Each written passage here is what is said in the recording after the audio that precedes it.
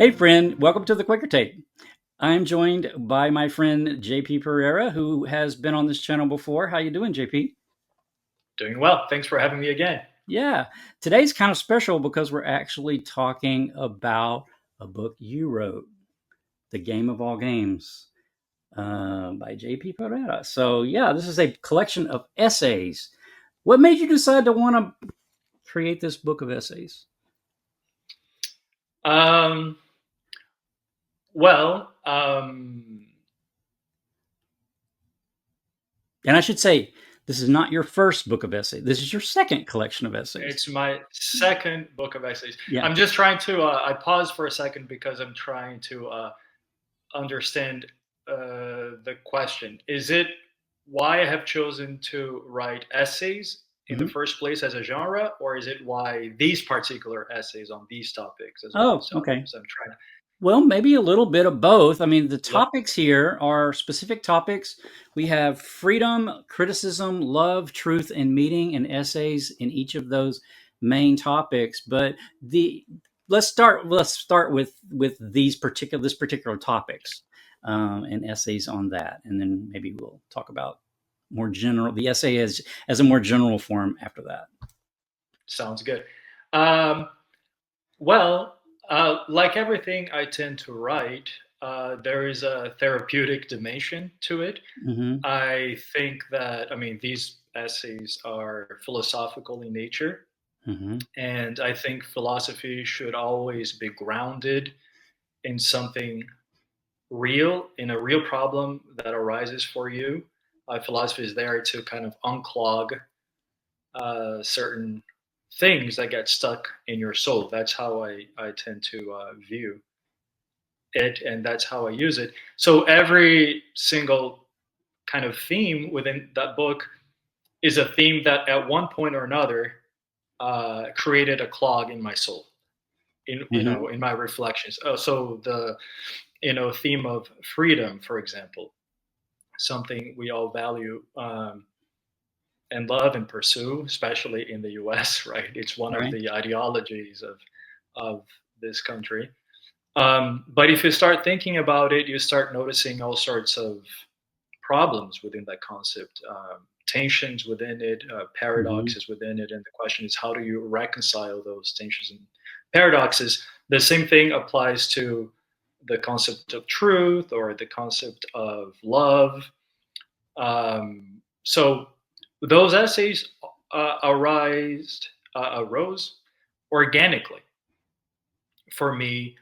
I didn't come in with some kind of top Hmm. down plan for writing a book, and I chose themes sort of arbitrarily.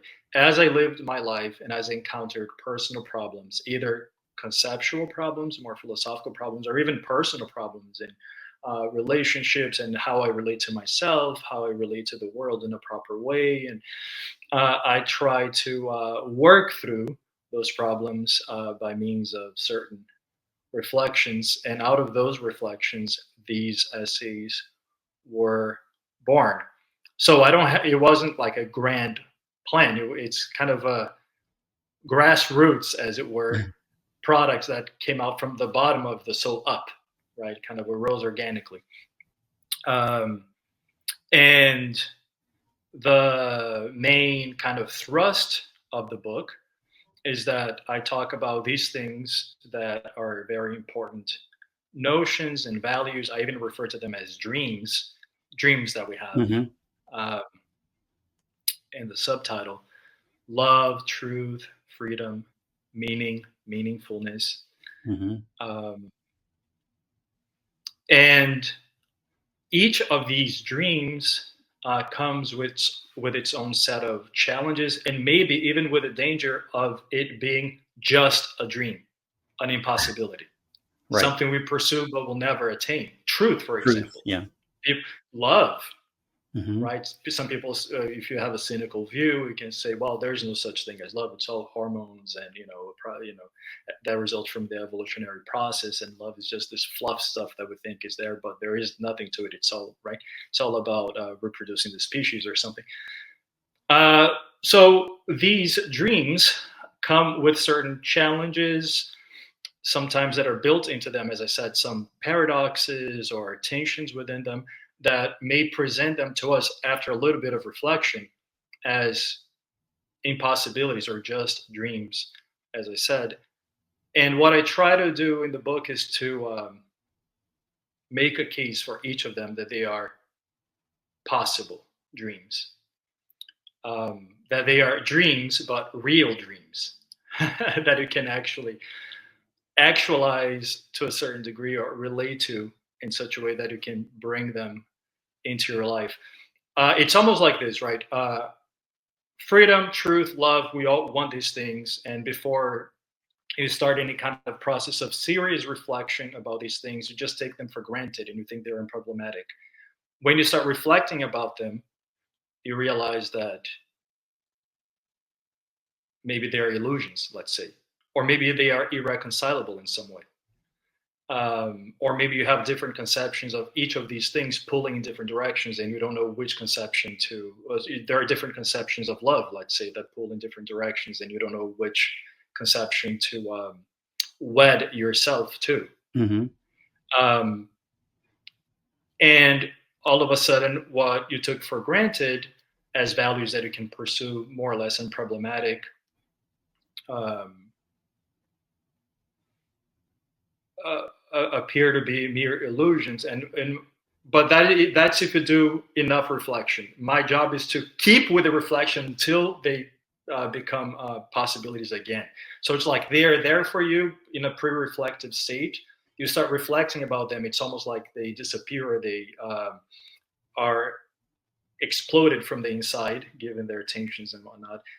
And a lot of people get to that phase and become cynical or skeptics or whatever, and they give up on these things. And right, they have. It's easy to have a bleak view of reality when you start to vivisect reality and dissect it because you kill it in a way. So what I try to do is to continue with the process of reflection until I get to a point where um, these things become living things and possible things again for you. That's a very convoluted answer, but that's that's the answer. What can I do?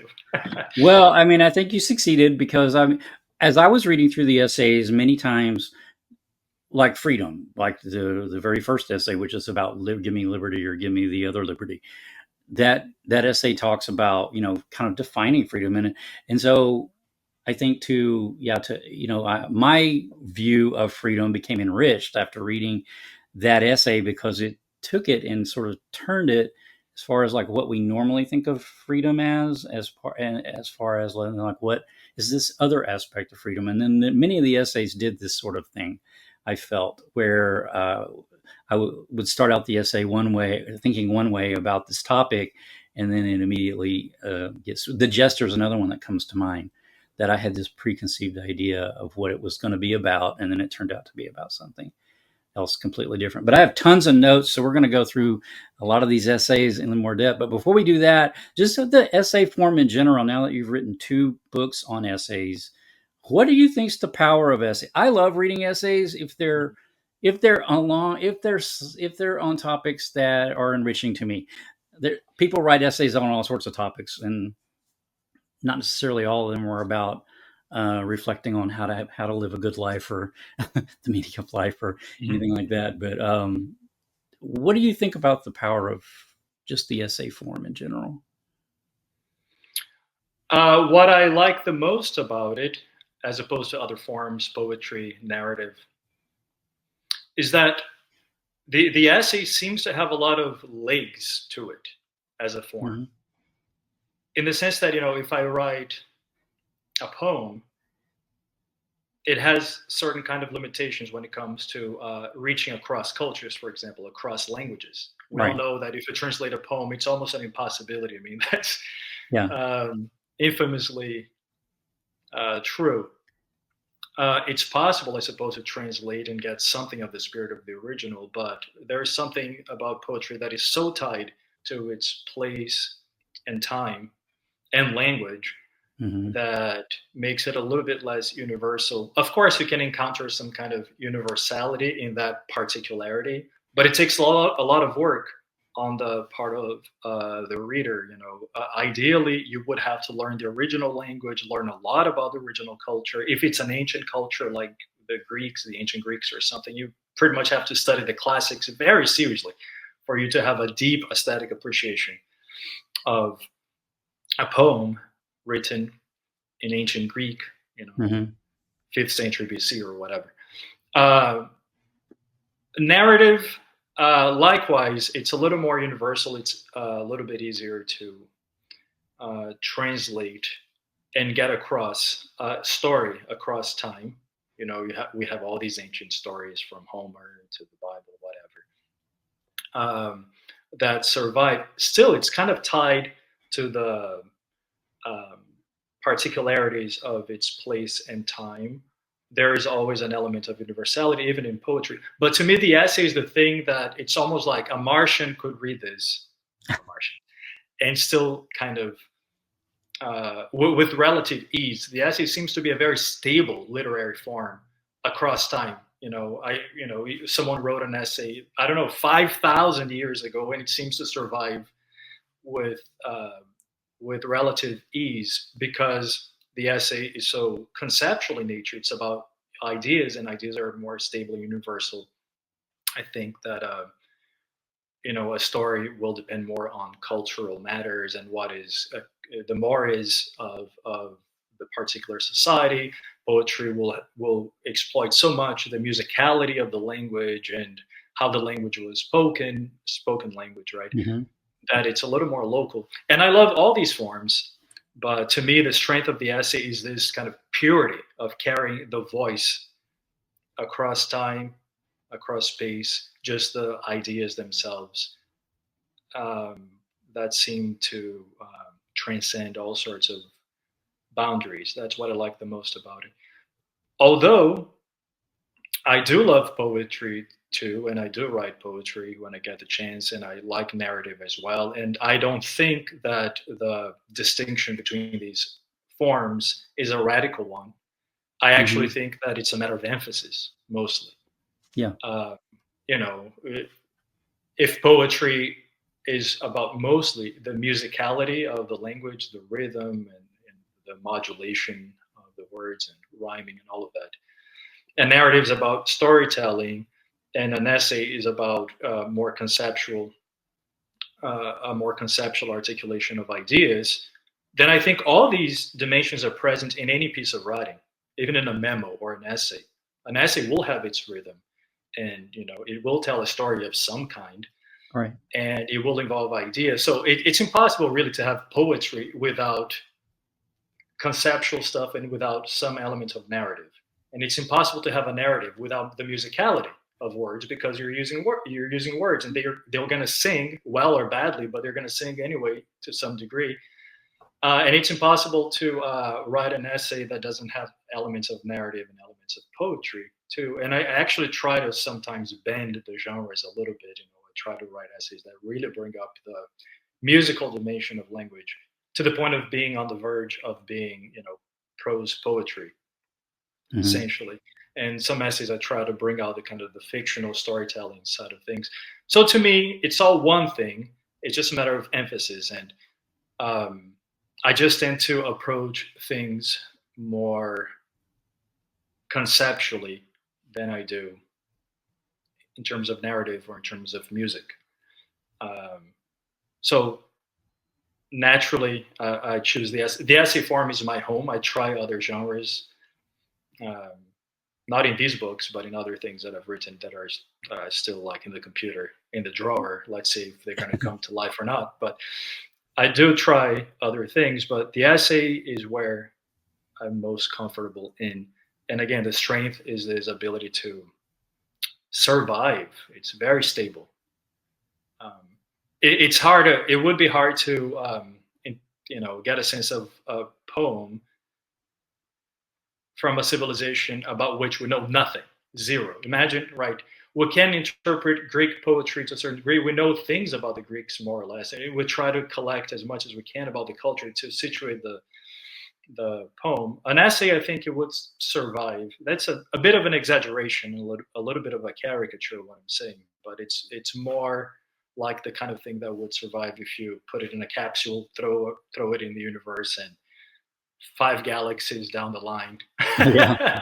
so some being somehow can decode it, and I think that being would be able to follow the idea. It's kind of like math, I suppose, Yeah. in that sense. Yeah.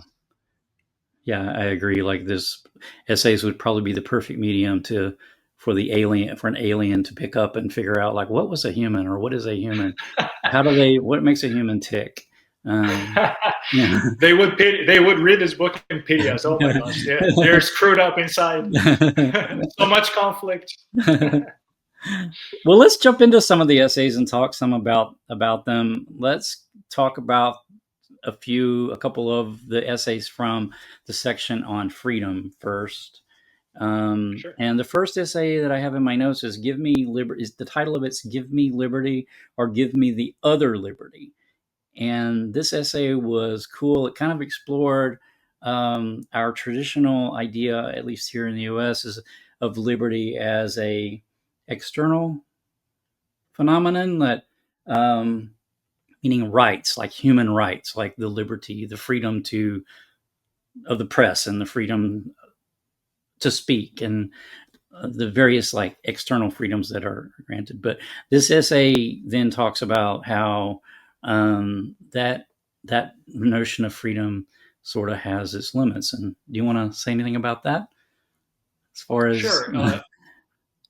Yeah, going back to the theme that I introduced, that when you first asked me why I wrote these essays on these themes, at first, freedom may strike you as something valuable that you desire, and you start to pursue it. But if you take sometimes your notion of freedom to its logical consequences, you realize that problems arise. So there's this notion of freedom, for example, that you just talked about, how freedom, you expand your freedom to the degree that you remove external limits Mhm. to the free play, let's say, of your spirit. So, you to get financial freedom means to get more money, right? Um, and so on. The problem that I saw there is that there are things in reality that oppresses, let's suppose, biological oppression, chemical oppression. Biological oppression, here's one. We're not immortal, Mhm. right? We would Right. like to be, we're not.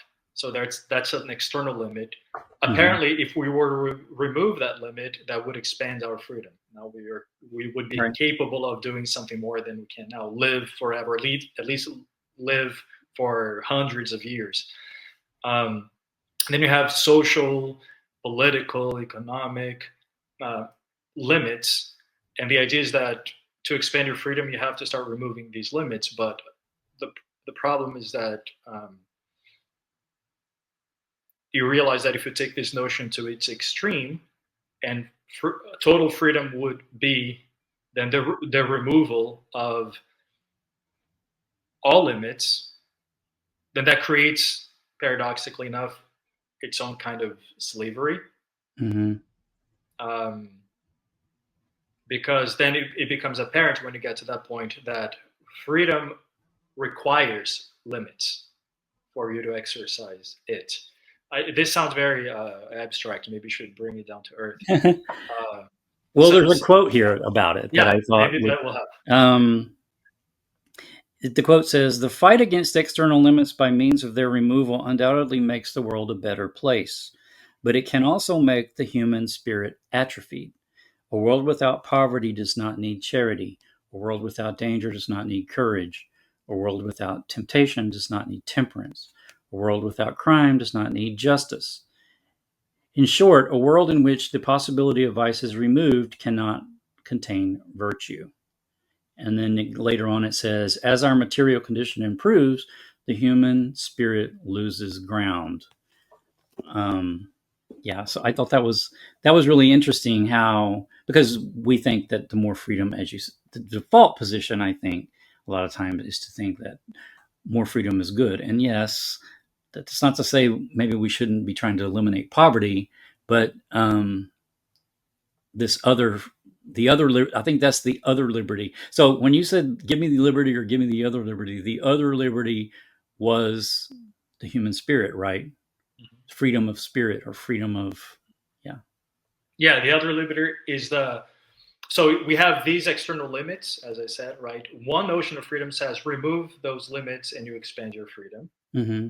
And the other notion is remove the limits externally, change the Right. nature of society, change the nature of the political system, um, change our biological reality by means of technological advances or whatever.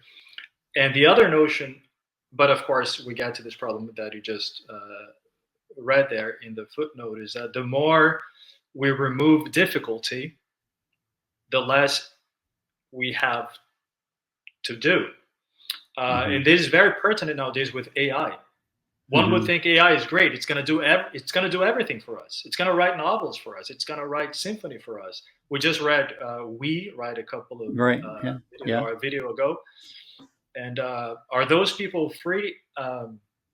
I mean, when things become so easy that nothing's left for you to do, It's kind because of a every slavery. limit, Yeah. yeah, every limit has been removed, then there's no need to be conscious. Almost, it's almost like you're just going to become a totally passive recipient of the fruits of, let's say, AI. Mm-hmm. Uh, so there's this built-in this notion of freedom. It shines forth a different notion of freedom that is trying to scream here, which is freedom not as the removal of the external limits, but as the accepting of them and Mm-hmm. the spiritual transcendence of them, Right.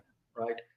Um, so you incorporate those limits, biological death, for example, being a limit, or being poor could be another limit if you Mm-hmm. happen to be poor, right? Two ways to fight poverty. One is to remove the poverty, which is a good thing, I'm not denying, or to accept your poverty in a way that transcends it, like Yeah. Socrates, as I say so it's a spiritual overcoming of external limits. So you can have a material overcoming of external limits or a spiritual overcoming. And I think that both concepts have their place and both are important. And you have to play one against the other to actually be free. But if you tend to absolutize one of them, which we tend to do here in the US, think of think of freedom purely in this external material way, that it's Mm-hmm. only by improving the material conditions of life that we expand human freedom, that will fall into this trap eventually of not having any difficulties or limitations left to transcend. And you know everything becomes so good around you that there's nothing else for you to do, no meaningful struggle left.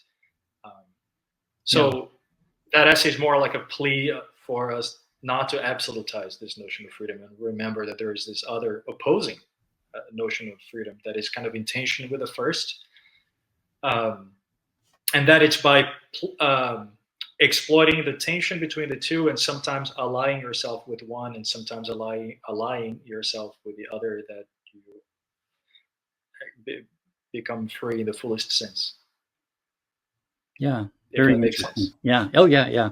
Yeah. I love that. Another essay in this section is called The Discipline of Boredom. This is another one that took an idea that I thought I understood really well and flipped it around, what I wasn't quite expecting. And in this essay, you talked about um, that boredom has changed over the last few decades. Maybe, well, I guess it's been in process of changing for a while now, but where now, um, so it used to be that boredom was something that you just had to, was part of your life because there wasn't, if you ran out of things to do, um, you were just bored and staring at the wall or whatever. Now, you talked about reflex versus action, which is um, boredom as a reflex and and then now it's an action. So it used to be a reflex where, if I understand this essay right, Mhm. where the the person was like, maybe as a reflex to being bored, would maybe write a letter or whatever, Now it's the opposite. So because we live in a world that's so full of distractions, and you make this point in the essay about how the devices we use and things are actually built for this purpose to grab and hold our attention. And so something's holding our, so now it's an action. We have to actively become bored. You have to actively like put your phone down for like 2 hours and see if you can do it, Hmm. um, to do It's that. hard. So I thought that was really I thought that was a really interesting way of looking at boredom, because I hadn't really thought of boredom that way. Yeah, that essay tries to paint boredom, given our new situation, technological situation, now almost as a spiritual discipline. Mm-hmm. It was something negative that befell you, right? You could be totally passive and you would find yourself being bored. Now it's hard to find yourself being bored. You have to make yourself bored on purpose as a kind of discipline to escape the endless, opportunities for perpetual distraction. Um, Now, I try to make the case that boredom was something negative that befell you that now became something active that you must actively pursue, and a good.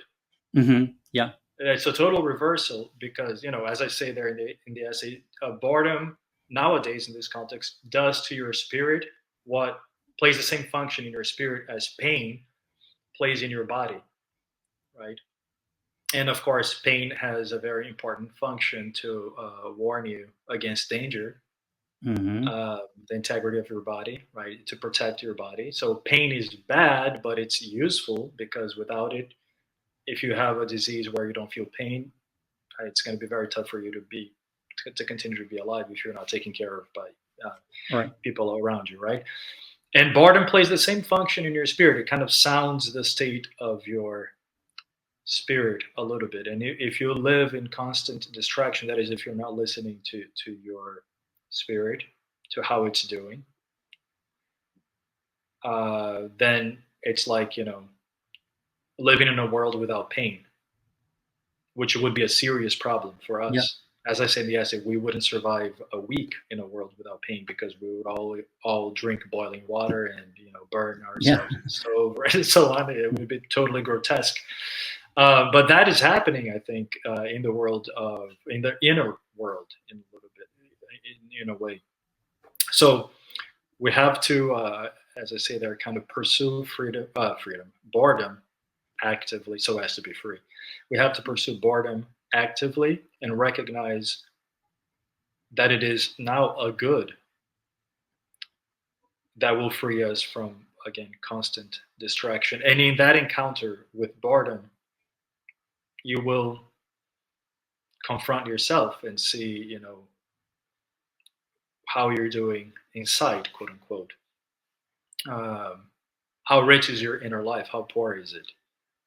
And what do you do with that encounter, that restlessness of putting the phone down and putting all distractions down and just staring at the wall for a little bit? It's hard to maintain it, and hopefully it will prompt you to some kind of meaningful nourishing of yourself, either as we do, right, reading a book that is meaningful, some kind of activity that is Mm-hmm. the proper cure for boredom, like food is a proper cure for hunger, right? Because we distract ourselves, it's like eating junk food. It's like living on candy, right? Right. Uh, yeah. So boredom is something we should pursue. In a world without boredom, people like to say that they're bored, but they're not. They are distracted. Distract. They're dissipated in distraction. That's different. But boredom, I hardly encounter anyone who's bored. Everyone is, right. And the weird reversal is that you may say, one may say, well, of course boredom is something that befalls you. If you just stop, if you stop distracting yourself, you're gonna get bored. It's not an action. But then the point I'm making in the essay is that stopping is an action, and the Mm-hmm. passivity is precisely uh, checking your phone and distracting yourself with YouTube. That's where the passivity is. Those are not. actions, properly speaking. They're like conditioned Reflexes. Yeah. Yeah. reflexes. Yeah, yeah, Yeah. One thing I thought about with that was with boredom comes reflection or daydreaming. So, being bored with, if you're in the 19th century, and I think you make a reference to the lady waiting for letters to arrive, and she asked like 5 times, "Did the mail come?" But in the meantime, while that lady's waiting on the mail to come, she's probably just sitting by the window reflecting on, unless she's got anxiety and she's anxiously watching for the mail carrier. But if she's just sitting there reflecting on whatever she's reflecting on, waiting while she's waiting on the mail to come, that's something that you don't get with reflective with reflection, as far as like with just picking up your phone as a distraction. There's no daydreaming when you're scrolling. So all that daydreaming time that humanity used to have, mm, a vast amount of it is yeah, lost through technology. So anyway, I yeah. thought that was cool. I wrote that essay because I suffer from this condition of lack of space to allow for meaningful reflection, because I'm so easily, like most of us, so easily distracted um, by the technologies that is designed to distract us, right? Um, I can only dream of how many more books and better books I would have written, you know, if I only had more discipline to be bored more often. Huh? Yeah. Yeah. Lesson for us all there. Yeah. Okay, so the next section of the book is our essays on criticism. And so criticism is one of those topics that I have always kind of had misgivings about, because I never felt like I was really qualified to be a critic. So even when I started my other channel, Ernest Lee Eston, I was very careful at the beginning to let everybody know this is not a review. I'm not doing a review of this book. I am not a critic. I am not qualified to be. There's people who go to school, they're literary critics that study literature that I don't know any of that. I'm just telling you how I experienced the book. Like, I wanted everyone to know I was not being critical of the book. I have my position on criticism has evolved a little bit, and we'll talk about that later. But the first essay in this section it's called "The Jester," on the kinship between philosophy and comedy. And I got so entertained by this essay because, first of all, you talk about Ricky Gervais at the Golden Globes, which I saw and cringed my way through. I think he was on it several years. I think he's so cringy. It's so cringy. And I had never thought of him really as like a jester in the sense of like a medieval court jester with the king. So you talk about this history of the jester being able to speak a truth that's almost like it's masked in comedy, and it's a truth to a power structure that you explore in this essay about how the jester can actually support the power structure, but also the jester may be whittling or making little notches in the power structure with their little barbs. So there's two different things that can be going on there. And I thought that was really interesting because I had never thought of that Golden Globes performance as being like a jester performance. But actually, now I see it, that he was speaking this really harsh, blunt things to, and you have several examples in the essay of to the actors and actresses there, which we all kind of think sometimes, not necessarily mean things, but there was something about one of a young actress's salary that she was making 52 million, and she was complaining that about her salary somehow, or salary parity or something. I just thought it was hilarious. So I now have a different appreciation of Ricky Gervais than I did. I would probably still cringe enormously to watch his performance from the Golden Globes, but I definitely see it different now. And um, I don't know. Do you have anything you want to throw in about the Jester? Because it was the point I took away from it anyway was this idea of the Jester being able to, in a certain, by this art form, because it is an art form, to be able to say really blunt truths to what could be very dangerous people Hmm. for him, because in the medieval period, the jester, the king could of course just kill. And in the case of someone like Ricky Gervais, who's in the entertainment industry, and yet he's speaking these things to the entertainment industry, could be dangerous for him. But as you mentioned in the essay, they invited him back multiple times, and apparently they were okay with it. Um, I just thought it was really interesting. Yeah, Ricky Gervais. It is cringy, but in a good way. Hopefully, the essay helps us in the appreciation of his kind of humor. Um, yeah, that essay is about the relationship between that kind of satire and philosophy, and both have to Mhm. do with speaking the truth. The jester gets away with it, the philosopher gets the hemlock, like Socrates, Eventually, right? Because eventually. yeah, you mentioned in the essay that the Athens tolerated Socrates up to a point, but Yes. then it it got real. Yeah, and the question is, why is it that the jester, what is it about the jester that allows him to do the job of the philosopher in a way, to speak truth to power, to use the cliche, in a way that allows the jester to continue, right? To continue to be welcome in the king's court. Hmm. And it has to do with laughter, and I kind of use laughter as a kind of technical term, Yeah. not so much physical laughter, but laughter as when a power structure hears truths that would otherwise undermine it. But if the power structure is resourceful enough to incorporate those truths to strengthen itself, and use the gesture as a kind of one obvious use is as an escape valve of some kind to allow some steam to be released, so the populace is not so frustrated, so Hmm. it's better to have jokes about you than political revolts against you, let's say. Yeah. So when the power structure is strong enough to allow certain unspeakable truths to be spoken in certain context in a way that the power structure itself has defined, that it is safe for itself, then that's the jester being humored. That's the laughter. Hmm. But if you have a jester who doesn't, who actually threatens the power structure and cannot be co-opted by it, then you have the philosopher. Then the laughter stops, and then you have Socrates instead of Ricky Gervais, let's say. Right? It's pretty much the same function. It's how the power structure takes it. In the case of Ricky Gervais, right, all the barbs and all the stuff that he was saying against Hollywood culture, was that an attack on Hollywood culture? No, that got a lot of views, right? Hmm. It's famous to this day. Here we're talking about it. I'm sure the Golden Globes made a lot of money.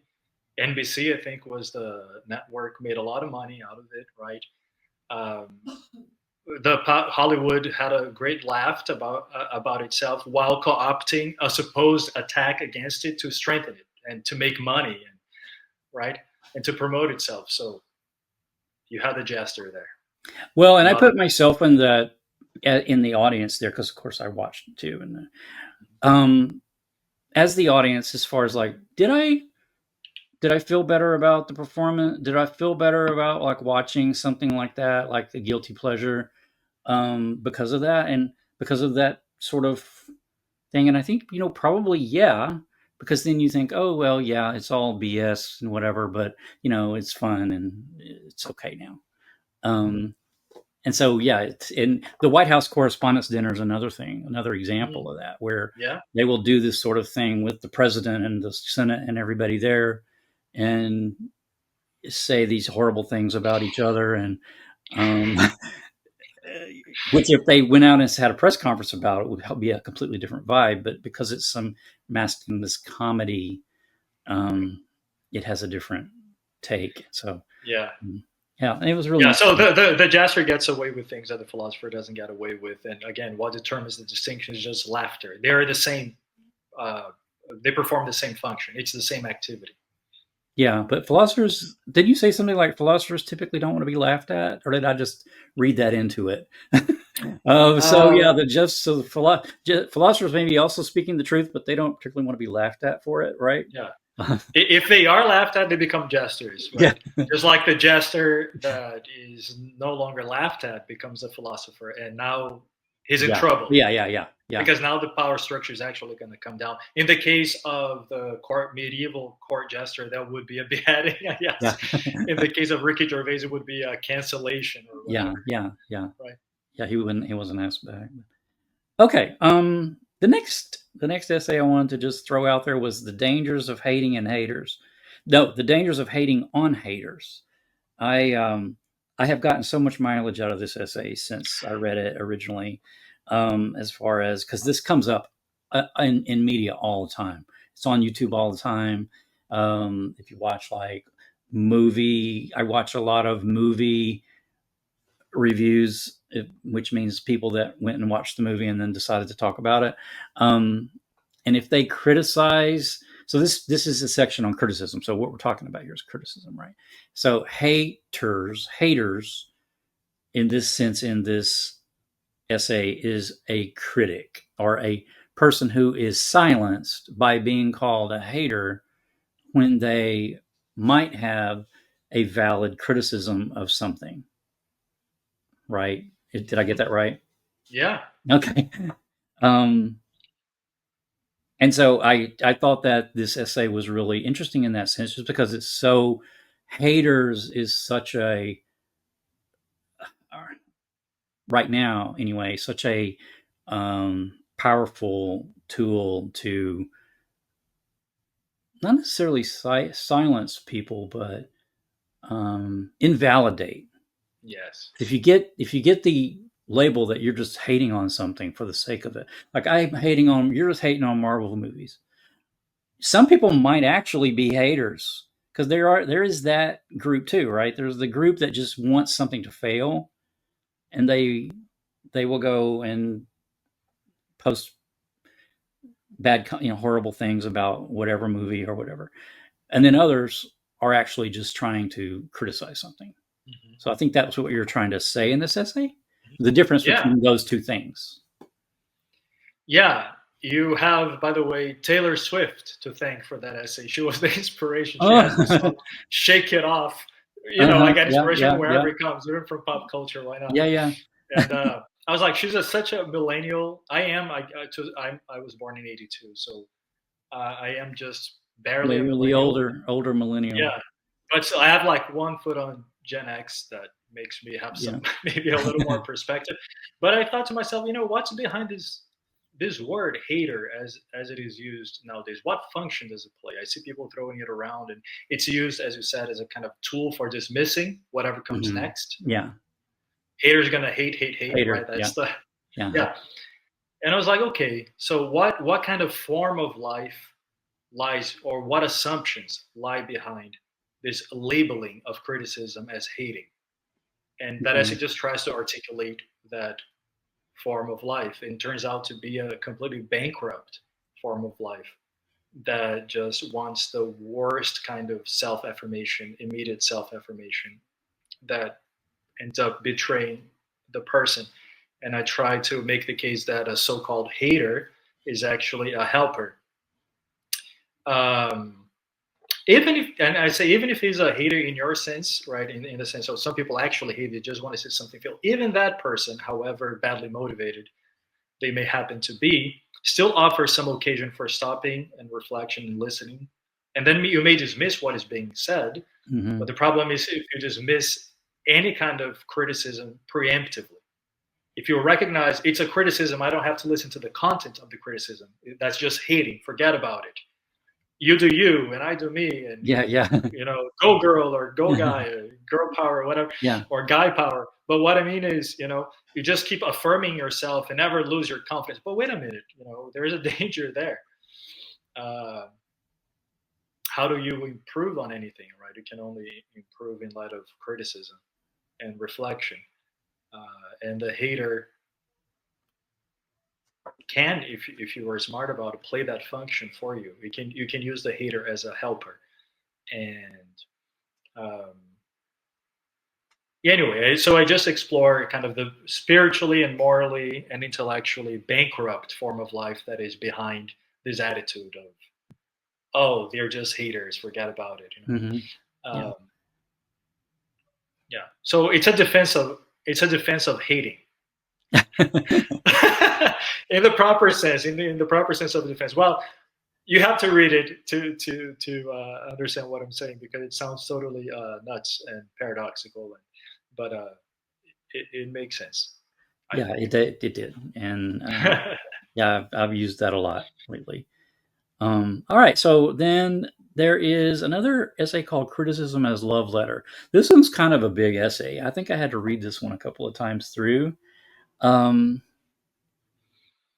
okay, so there's a quote. Let me just find the quote real quick. My proposed model of knowledge, however, invites creative people to be concerned with each other's work, to try as best as they can to understand, in the mode of love, those works in order to be inspired to continue creative production. So, this essay is about love, using love in criticism.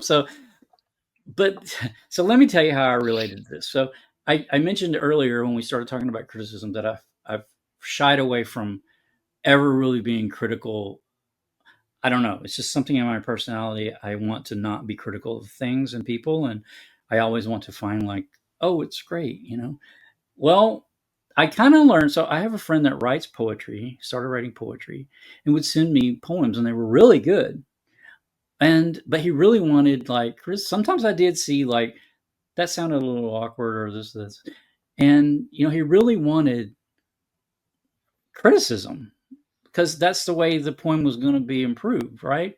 And so it dawned on me during that process that I can encourage him because what I wanted to do is encourage him to keep writing poems, right? Because I felt like he was had a very good talent there, and so I didn't want to say like, you know, this poem sucks or whatever, but I wanted the poems to be better. I mean, they could be better. Everybody can always be better.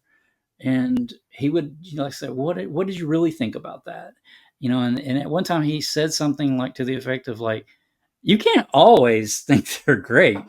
Like, and I was like, well, pretty much, but yeah, there's something. So I got better about being able to like provide, but it was all because I know this person. So it was kind of done through love in the sense of I wasn't trying to like be critical in the sense of, you know, um, in the sense of a hater. I Mhm. was just trying to be like, well, this does sound a little odd, or, you know, make the poem be better. Really, just try to support him in his creation. So um, that's kind of what I took away from that essay, Yeah, or that essay. that's what reminded me. This essay reminded me of that experience as far as like Mhm. how to approach. But this is one of the bigger essays I think in the book. Yeah. So maybe you got some other insights for us on criticism as a love letter. Yeah, it's a little longer and a little more convoluted. Not convoluted, but a little more conceptual. There's a lot of argumentation and Hmm. logical stuff in it. But basically, I think you're right. I mean, you got the spirit of it. I in that essay, I make a defense of criticism in the sense of art criticism. Hmm. Uh, you have different conceptions of how criticism ought to be done. One is a more objective conception where you become some kind of expert. You go to university, get a PhD, I suppose. I don't know. You become a kind of expert in a school of art or literature, and you become well versed in it, and you know how to place the work within its proper time and culture and Hmm. school and so on. And then you become a kind of an objective, um, more or less objective critic with some kind of authority. Hmm. That essay defends the opposite model of art criticism, one that doesn't require all of this intellectual apparatus. Both are valid, of course, but in that essay, just make a case for the other side. And criticism as a love letter. That is, I defend a notion of criticism that makes love. falling in love with a piece as a precondition Hmm. for proper criticism. Um, Admiration and love and being infatuated and intoxicated by the work is what gives you authority over that work to bring out its meaning, its overtones, or whatever, more than kind of this more analytical, intellectual, kind of dissecting approach. Again, I think both are valid, but in that essay, I make a really strong case for the subjective, love based form of art criticism. And I mentioned Oscar Wilde in that essay as a kind of proponent of that kind of approach. Hmm. Um, and in the spirit of the whole book, which is a spirit of reconciliation, a spirit of bringing sometimes opposites together. There's a lot of that in the book, right? It's kind of the thrust of the book is not only to argue that these dreams can be actual or at least possible, but that the tensions within them can be reconciled. And if you have this purely subjectivist, love-based notion of art criticism, where you first have to fall in love with a piece and then essentially write a love letter to it, and that's what good criticism is. That seems to come with its own set of problems. Like, for example, infamously, love blinds you to reality. Intoxication and infatuation blinds you. So does that mean that for you to be a good critic, you have to be blind to what is actually happening? Isn't it the case that the objective critic with his intellectual training and everything has a truer view of things? Are you giving up on truth to do this kind of criticism? Hmm. How to reconcile these things? And then I try to find a way to make the um, act of criticism, art criticism, to be at the same time one that is subjective, grounded in love. And because it is subjective, of course, you and I, Bill, can look at the same piece and have completely different ways of falling in Right. love with it and completely different accounts of what it's about, and both would be valid. So I try to defend that view while making the case that you still retain truth and knowledge of it and so on. So anyway, it's just an attempt to argue for a subjectivist uh, way of doing criticism without giving up on knowledge about the work and without giving up on the notion that it can get at the truth of the work. Yeah, yeah. I thought about that too because um, I've been amazed. So I'm such a general reader and general person that I don't study a work that in depth, and I guess I love stuff superficially, literature.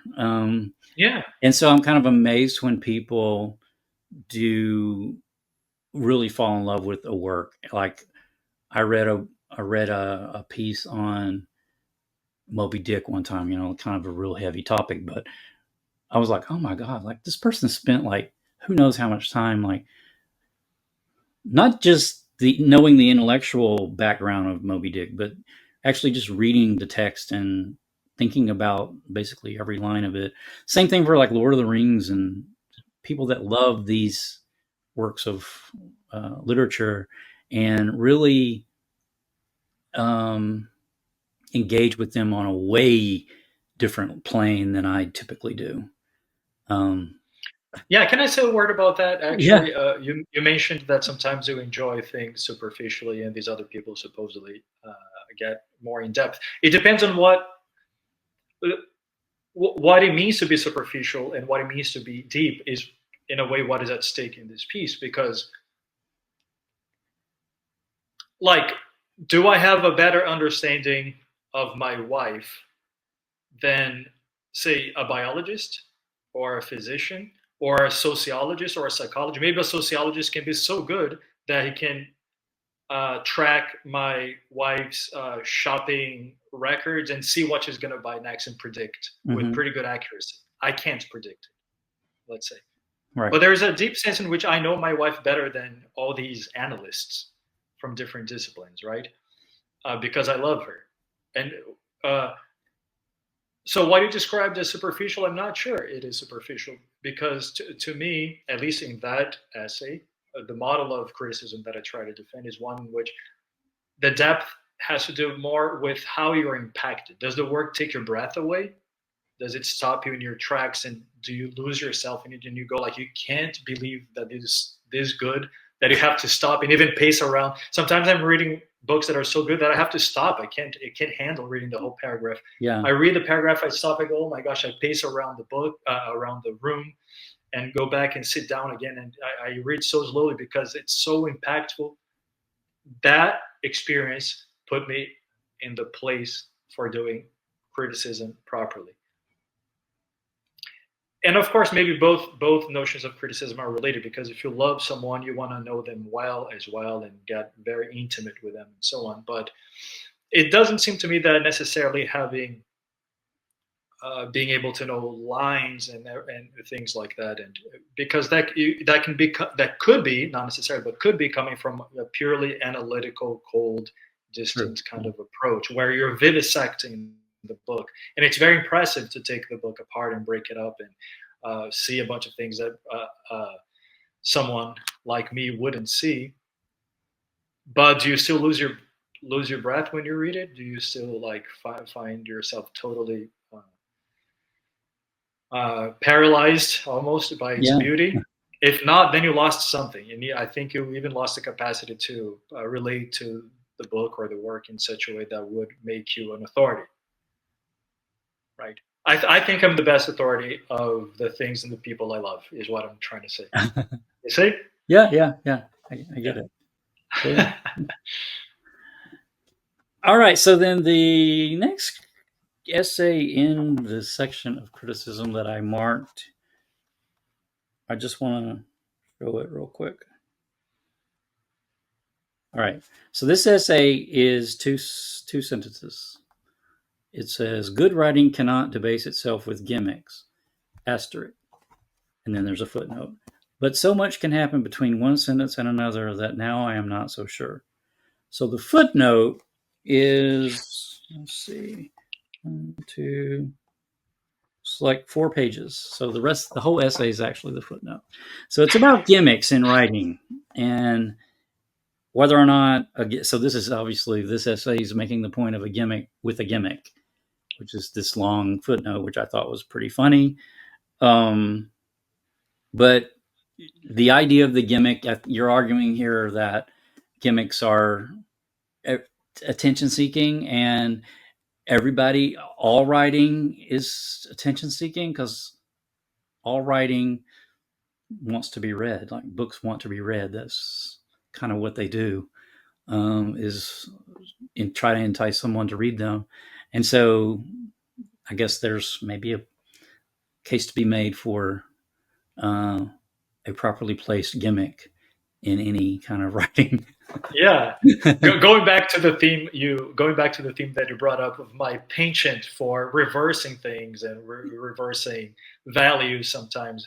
Here I make the case for gimmickry Mm-hmm. as a valid aesthetic tool, Yeah. right? I try to be hopefully performative in the gimmick itself of the essay.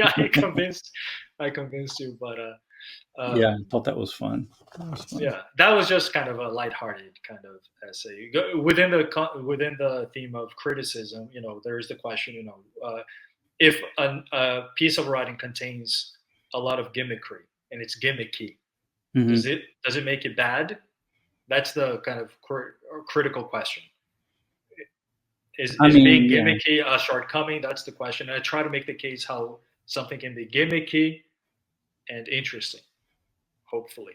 Yeah, I mean, to me, there's like a line because I read quite a bit of like genre fiction, I guess sometimes like crime fiction or whatever, and I'm okay with the gimmick. I'm okay with the hook, as long as I don't feel like overly manipulated. I feel like if I'm being overly manipulated, then I get turned off by that. But just a good gimmick. I mean, I like a good gimmick when I see one.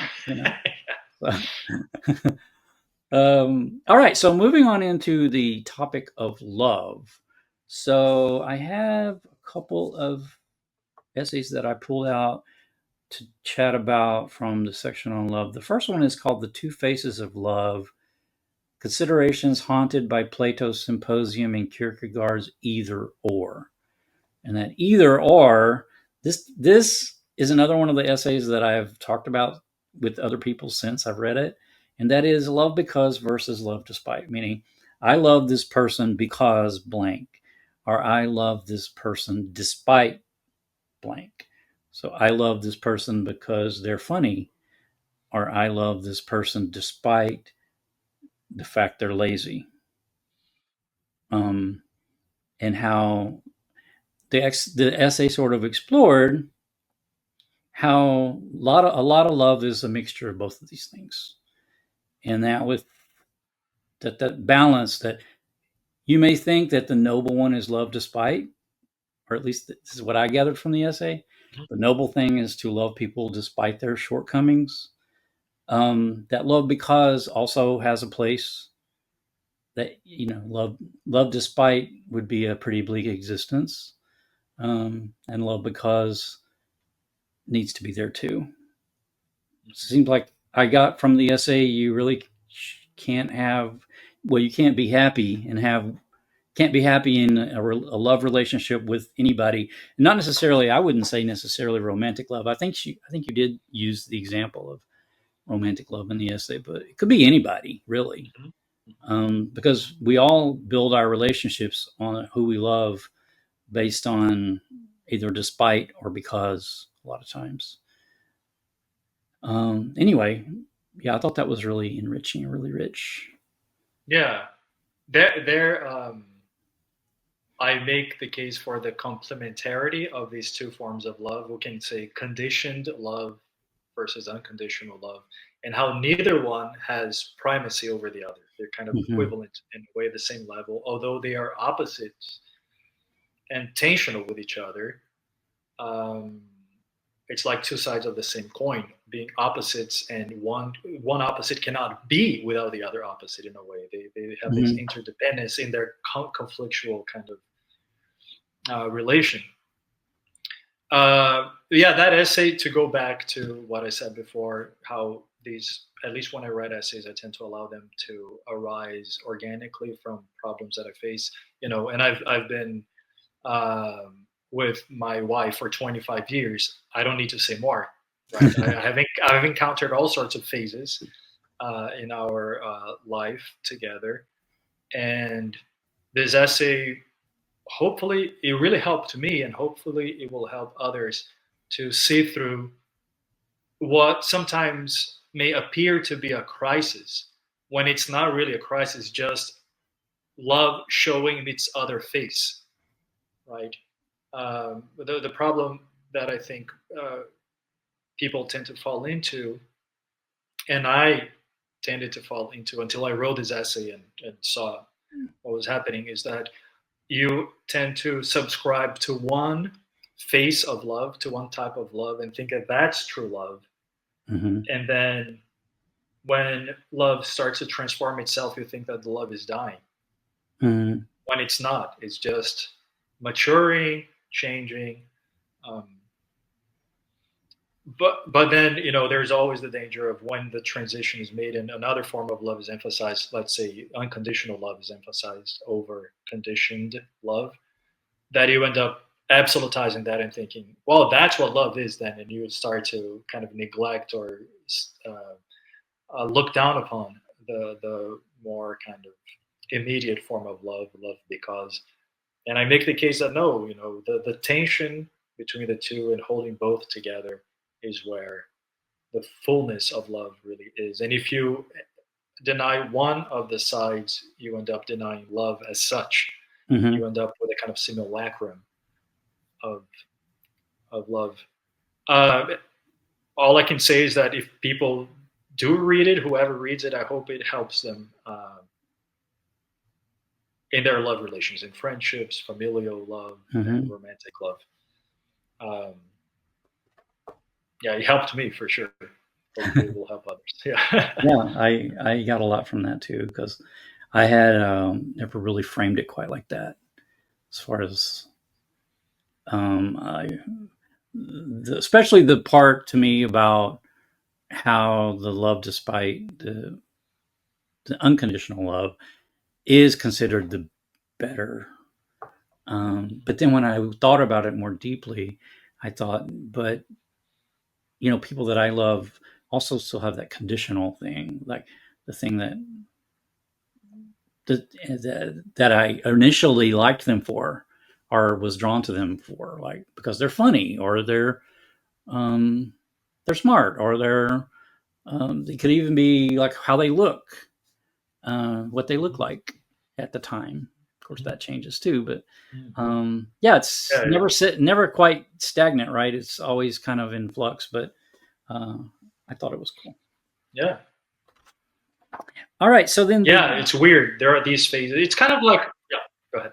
no, you go ahead. I was going to look up the next quote. But go ahead. You were going to say? Oh, I was just saying, it's kind of like the phases of maturing. You know, you have childhood, Hmm. something immediate, then you mature, and then you kind of go back to childhood in a way as you gain wisdom and age, and you incorporate the previous phases. It's kind of, I suppose, it's kind of like that. And our tendency, especially if you have a Christian bent, to emphasize unconditional love. And of course, unconditional love is an incredibly powerful, high form of love.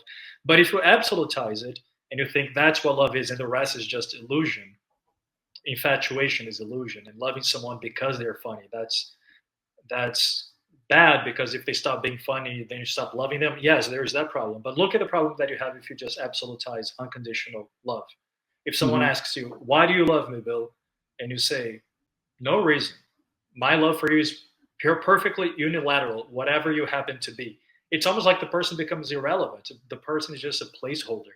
It could be someone else. Yeah. If it's truly unconditional, the person doesn't even to be the person that they are, right? It could be someone else. Yeah. Uh, and there is a place for that kind of universal love, but there is a kind of there is a if there is no love because involved to a certain degree, it's almost like the person becomes irrelevant. Everything about them becomes irrelevant. And I think it's two problems. If you say to someone, "I only love you because of your looks," or "I Hmm. only love you because you're funny," or only love you because of this or that," because all those things can change. That's a problem. But it's also another problem if the person says, "Why do you love me?" and you say,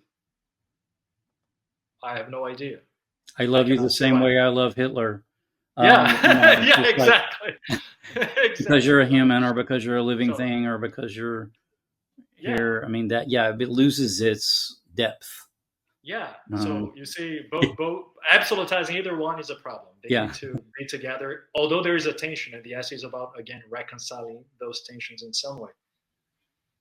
Uh, but anyway, Yeah. we should move on. Interesting though. Yeah. Okay. So the next essay that I marked down for love was called "The Seductress," and this one had sort of a short story-ish kind of feel to it. Um, and I put down a quote, but it looks like I didn't. So let me just see if I can find what I was going to say about that. Looks like I can't. All right. Well, let's just talk about it then. um, in this story, this guy meets this girl in a coffee shop, and it turns out she's kind of like this amazing presence. She has this presence about her that she almost becomes like divine. She becomes she's so self aware and in love with herself. This was how you flip things again. So she's so in love with herself that she became basically divine, because the divine is in love with itself, because the divine, we are all mirror, you talk about in the essay, we're all mirrors of the divine. So the divine, when the divine looks at us, it's seeing itself reflected back at itself. And this girl in the story is this type of person who gives off this kind of energy that everyone is kind of drawn to, and I'm probably not explaining this right, but it's because she's so in love with herself. So she's so centered and she's so her that she has herself to give, which is divine. So she's got her divine self to give to others, or others see it, or others are attracted to it. And some can misinterpret it or see it in a different way, but others are really enriched by it. Did I get that sort of right? Yeah, yeah, it's a weird that piece is a weird piece because again, it's a hybrid, it's a short story, it's a fictional sketch, but it's heavily conceptual, right? You have this narrator who is was a theologian at one, or is a Yeah, theologian, yeah, teacher of that's right. Yeah, theology, I yeah. think, right? And he was going to become a priest at one point. And Yeah, anyway, he has this encounter with his woman who has this quality of kind of self-absorption that is also paradoxically self-giving, yeah, and that essay explores that kind of form of life as the narrator at least thinks of it as the kind of highest form of seduction there is. That, you know, it's not other oriented in any way. It's all kind of weirdly self-absorbed, but it kind of works. The weird thing that I tried to do in this essay, I tried when I wrote it. Again, I don't take myself to be an authority on my own writing, uh, but I think my interpretation would be that whatever the narrator is attributing to his seductress actually applies to him too, hmm because I think it's mostly he's so hyper reflective, that he's so projects himself onto this woman that the woman becomes this incredibly interesting thing to him. But that's only because he's projecting his own um, uh, ideas onto her, and he sees all these things that I'm sure she doesn't see in herself, and most people wouldn't see in her. Right? It's hmm all kind of projection. So this essay just explores, since it's within the theme of love, a certain kind of seduction that happens in the head of the person seduced. Basically, it just tries to explore that idea that seduction, the active, talking about reversals again, Bill, the active party in the act of seduction is the person seduced. Okay, Because cool. he's the guy doing the whole thing. At least that's not spoken, that's not explained, that's not said, but I think that's what's happening. And he thinks that that's what she's doing, that she's so Okay, I was reading self-absorbed this that. completely spiritually. So I was reading Oh yeah, this. that's good too. I was reading it completely on the plane of she was the divine, reflecting back on the divine, and Mhm. she was so like a centered, she was so connected to that she was selfishly kind of unselfish. Yeah. Self she was selfish to the point that it appears to the rest of us that she was unselfish, but in actuality she was like in a totality. So probably not explaining that correctly, but that No, that's perfectly right. That's exactly right, right. There's a section that writes precisely that. Yeah. What I'm saying is that all of that that he's attributing to her may be attributed to her. I think that's how he yeah, views her. But I think that if we look back, it certainly applies to him. yeah, He projects himself so intensely on this woman. He poetizes her to such a degree, yeah. right? That it's actually his self-absorption. Oh, you know what this reminds me Yeah. of? Did you ever Yeah. see the movie 500 Days of Summer? No, maybe I should. Huh? I don't watch movies that much, but Okay, yeah, 500 Days of Summer is, well, I don't want to just kind of, it's got a gimmick. It's got oh, like a is it hook at the end. who are the actors? Um, Zoe Zoe Deschanel is Deschanel the and girl. yeah, I've seen it. I've seen Yeah, it. I and remember liking it. It's a kind he of has romantic a. comedy, but I remember liking it. It's kind of rom-commy, but it's kind of tragic too because he sees her. She's kind of this girl.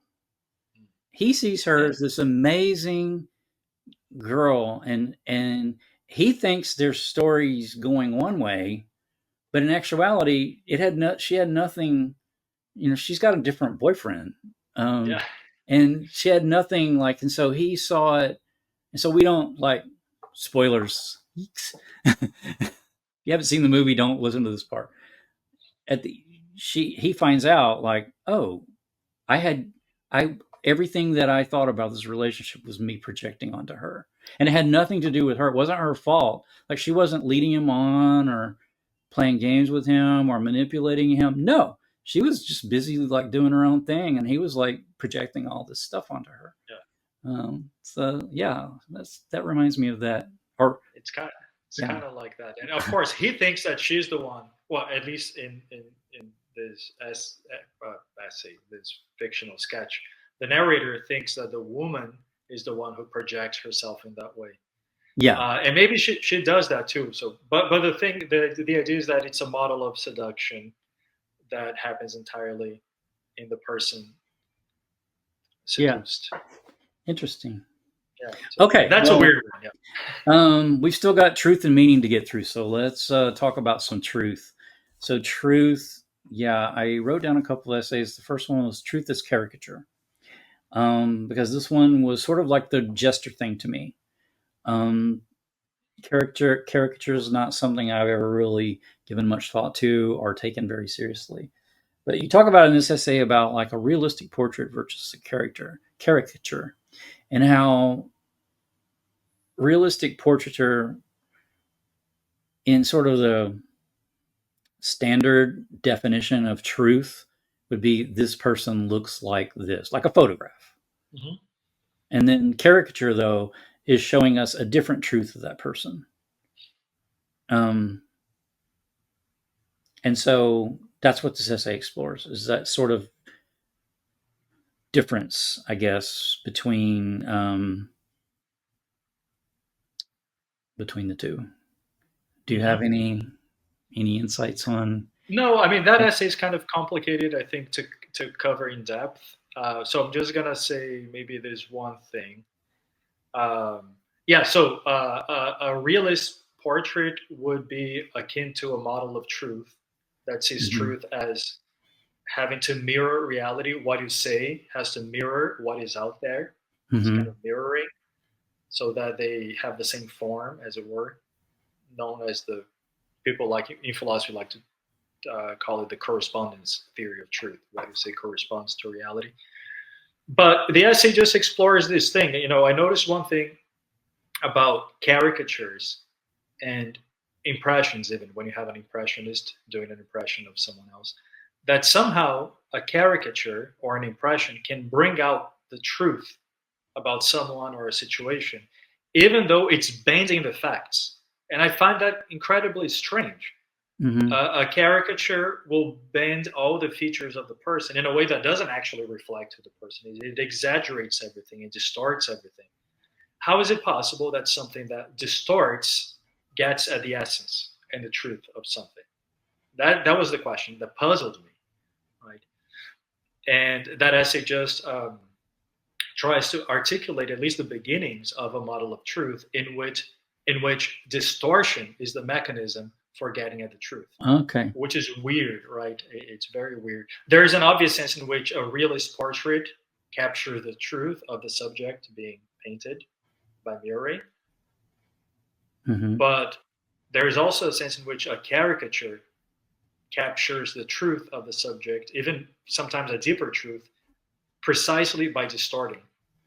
Now, how Right. does that make any sense? So I try to articulate, or at least begin to articulate, this notion of truth that makes sense of how a distortion can capture the truth. It's just a different model of truth that is an alternative to a more kind of realist mirroring kind of model of what the truth is. Um, but that's, at least it's an interesting question, right? Yeah. How sometimes you have these impressions that are not even good impressions, in the sense that they don't actually mirror the person. They're complete exaggerations. Uh, Sometimes say things that the actual person would never say, or in a way that the person would never say. And yet you can sense that it's getting at the essence of what is happening there, even better than the person Right. himself, right? Yeah. Isn't that strange? You Yeah, distort something, you pervert something, and in that perversion, you get at the truth of it to a certain degree. Or you get a different, yeah, a different aspect of the truth. And I think yeah, another thing about like a realistic, like a caricature is not a caricature unless it speaks that truth, because otherwise it's a cartoon drawing. Like there's a difference yeah, between that. So, but a portrait, there's all sorts of ways to make a what's supposedly the more true thing, which would be a realistic portrait. There's far more ways to really distort that truth as any kind of portraiture of kings and queens and things will show, because they're presented in a certain way to convey ideas that are not necessarily true to them. It may be true to their like role or true to their position, but not necessarily whereas a caricature could only be a caricature if it is expressing some sort of truth. I guess that's what I'm trying to say. That a portrait doesn't have to present very much true in order to be a portrait. I mean, maybe in today's world where we actually see actual pictures, but in history, a portrait of a bust or a Roman bust or a painting from the Renaissance of some duke or whatever is not. We may see that person on the street and not have any idea who that is, even though their portrait might be hanging right there, because yeah. it's not That really the truth per se. But I guess what I'm trying to say is then a caricature, though, can't be a caricature unless it expresses some sort of truth.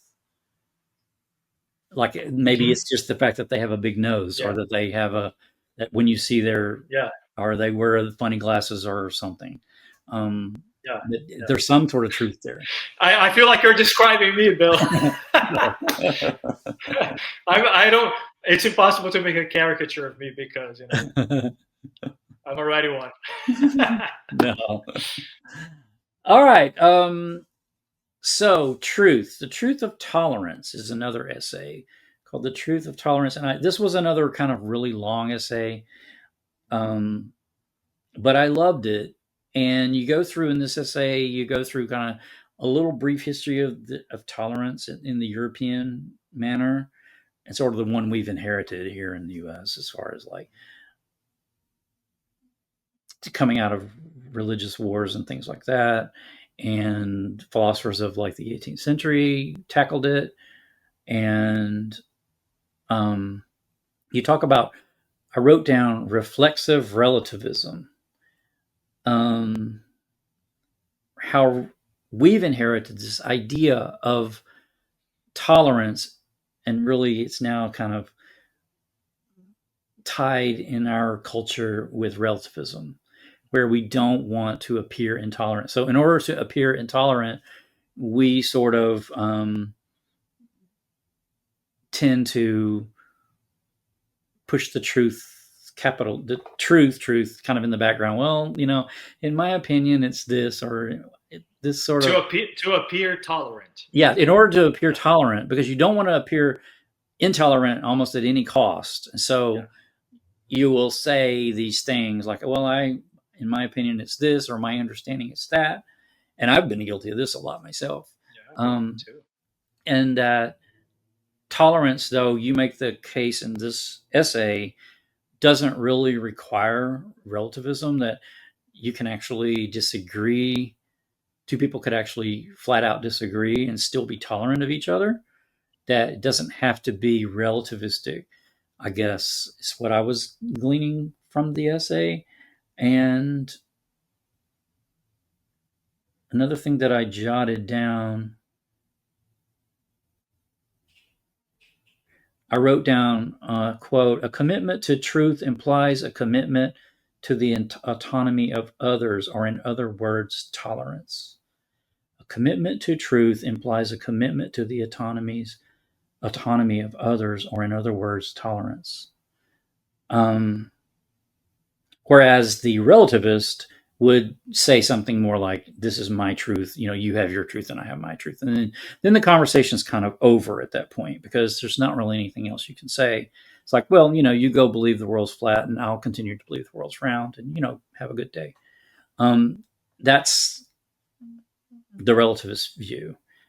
And you're arguing sort of against that view because you feel like that there is a truth and that you should be able to that people can discover the truth, or I gathered, or and that my what I discover to be the truth and what another person discovers to be the truth might not be the same, but that doesn't mean we have to fight over it. Mhm. Mhm. Is that it? Yeah, you got the gist of it for Okay. sure. You got the spirit of it. Speaking of reconciliation and trying to reconcile opposites or present opposites, and we just came out of this truth as caricature, which is this kind of relativistic, perspectival, subjective notion of truth. As you know, a caricature can distort in so Mhm. many different ways. You can have different characters of the same subject, each getting at a different truth. Each will have, uh, to now I work with with the opposite model of truth as kind of univocal and absolute. And now that makes us as moderns very right. Um, there's this assumption in our culture, as you said, that for us to be tolerant, we have to sacrifice the truth at the altar of either relativism or skepticism. All I can right. only be tolerant of you, right? If I go like, well, you do you, I do me. Who am I to say? Who are you to say? You have your truth, I have my truth. Now we can coexist. I think it's a high price we pay for going that route because we stop dialogue, as you said. And in this essay, kind of just explore the kind of history of that assumption a little bit, where we get it from, why do we assume that for us to be tolerant of each other, we have to do away with the notion of absolute truth, and how the notion of there being an absolute truth makes us all nervous in a pluralistic society where we have to be tolerant of each other, especially an absolute truth that can be known. There is only one way, and it is the right way, and it is this way, and I know it to be the case. Those attitudes make us like, right? Yeah. Yeah. Uh, because there is this assumption that anyone who will have that attitude will be intolerant of other ways of being, other forms of life. That tolerance requires, again, a commitment to relativism or skepticism, or not to be so committal to the notion of there being an absolute truth. And speaking of reversals and reconciling things, in this essay, I try to make the case that being committed to absolute truth is a necessary condition for tolerance, Yes. weirdly enough.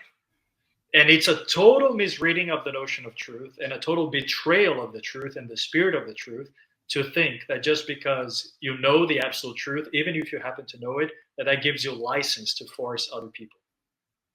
I say something about the notion of truth, how its power is kind of spiritual in the sense it has to go through the freedom of other people and their autonomy. Kind of like love, I say, right? Hmm. It's almost like, so love, right? If I were to force you to be in love with me by means of uh, what is it, some kind of hypnosis or any kind of manipulative external um, action on my part, a love potion like in a fairy tale or something, then you are not really in love by definition, because love has to be born in the freedom of the other person. Hmm. If it's externally coerced, then it's not love by definition. So similarly with the truth, uh, let's suppose that there is an absolute truth. Let's suppose that I can know it. Let's suppose even that I do know it. Now, can I tyrannize over other people and make them follow this way because I know it to be the right way, even if it is the right way? No, it doesn't, because if I do that, the truth is not acting on them. It's Right. power, worldly power acting on them, making, maybe I can even force their behavior externally, but the truth cannot act on them as long as I impose power on them. The truth has to be seen by them. They have to kneel to it if they decide to, through their own freedom and their own process. Um, so I actually make the case that being committed to absolute truth is conducive and even necessary to tolerance, and being a relativist is very likely to make you intolerant. In fact, it's the other way around. I love doing that, as you know. You found my we found the key to the book. It's a one trick pony. This book, I think, it does the same thing over and over again. Just reverses our expectations. Don't trust, No, but but in a hopefully in a good way. way. In a good Yeah, way. hopefully in a way that is illuminating. I Well, just realized that now, by the way. that yeah, I thought about this as far as like laws against, laws, because I've thought about this in general, like abortion in the U.S. has recently resurfaced as a, which is it had a artificial um, mechanism put on it that people fought against. Some people wanted and others didn't. So there was this artificial mechanism on it that got lifted, and then there was this counter. So then now we're still working it out, but that's just an example. I mean, I don't want to talk about abortion per se. The same thing would be like civil rights, where there were laws put in place to force civil rights, but like equality, or like the truth as far as like the value of humans, regardless of their skin color, is a truth that has to be built in a different way, because just creating the law didn't fix the problem. So forcing it out, and so I think as far as like that civil rights goes, or as far as like abortion goes, that if the case needs to be made to people, if women have this autonomy to give birth or not, that is what we're going to do. That's what we do. Or if it's not moral, it's not the right thing to do, then we decide we're going to do that. Um, I mean, I think another instance was kind of like the mask wearing of the pandemic, where some people didn't want to wear masks at all. To force people to wear the mask or not, because it went both ways, um, was a artificial sort of mechanism. We were talking about public health, so I guess there could have been bigger things at stake if it spread because people wouldn't wear a mask, or they. But anyway, I just this idea of enforced tolerance or enforcement of truth is, I thought that was really kind of a lot of That's fun to think about, and in that's lots a of very ways. good question. Yeah. Yeah, that's a very good question. I don't explore that in this book, but it's certainly worth exploring. Maybe people have explored it, and maybe one day I will. But it's quite a question to try to answer with any kind of precision. If I say here that knowing the truth, even about what is good and even Mhm. about what is right, does not automatically give you the right to impose that by force on others through the laws, and which always come with the threat of punishment. Mhm. When is a state justified in imposing things? That's quite a question, and it cannot be because it's good. The thing is good. That cannot be, because it's also good not to lie, and the state doesn't force you not to lie. And there are all sorts of things that are good for you. It's good, all things being equal, to learn an instrument, but the state doesn't force us to learn an instrument. Can you imagine? That would be horrendous, right? Yeah. So, when is the state justified in, or a person justified in imposing anything on another person, is quite the hairy issue. Yeah. Yeah, worth considering. Yeah. There was a lot to think about in that essay. That essay took me down lots of little rabbit holes. All right. So moving on to meaning. So meaning. I wrote down essay called Reflections on the Question of Meaning. And this one was, I think, a relatively short essay. Um, and from what I gleaned from it, my notes I wrote down was knowing the meaning of life versus being able to articulate it. And I thought that was kind of interesting, because the meaning of life is, kind of the big question that in the essay, I think you talk about like poets address it. And I mean, I kind of thought, well, it's sort of like the meaning of life is sort of like I don't know necessarily what it is, but I know what it isn't. Yeah, uh, that's Kind of pretty good, thing, actually. There's a whole tradition that sees it that way. There's negative theology kind of thing, right? It's Yeah, yeah, the meaning of life or the center of all meaning, the highest meaning, God. Let's say God or however it is you want to put it. Doesn't You don't have to put a name on it, but I like that a lot. The way you phrased it, that whatever presents itself as a candidate fails. yeah, So it's whatever keeps making everything else fail is the I like that. yeah, That's not quite what I say in the essay explicitly, but I think it's implied, something like that. It's something very like that. Yeah. yeah. At least yeah, because I think I took away from the essay that like articulation really escapes language as far as because the meaning of life is a bigger thing than probably can be expressed in symbolic language, and so that's kind of what I took away from it. Like it's kind of like I don't really know what good art is, but I know what I like, kind of thing, and I don't really know what the meaning of life is, but I know what gives my life meaning. I don't know the meaning of life, but I know what gives my life meaning. Um, so Yeah. anyway, I love that. Yeah, I say at one point. I mean, basically, I'm trying there to solve this problem. If the question of the meaning of life is vital, that is, we have to know the meaning of life to make sense of our lives and not to give up on life, and right, is vital. But at the same time, it is mysterious. Then what gives, right? If it is Yeah. mysterious, we don't know it. But if it's vital and we don't know it, what are we doing here Yeah. still, right? But we are here, so that so does it mean if it's vital and if it's essential for us to know the answer, and it is an absolute mystery at the same time, then what explains the fact that we continue to soldier on, right? There is a tension Yeah. there, and the reconciliation ends up being that spoilers uh, that we know the meaning of life in the mode of mystery. We know it, but not in any way that can be crystallized, as you said, in Yeah. language.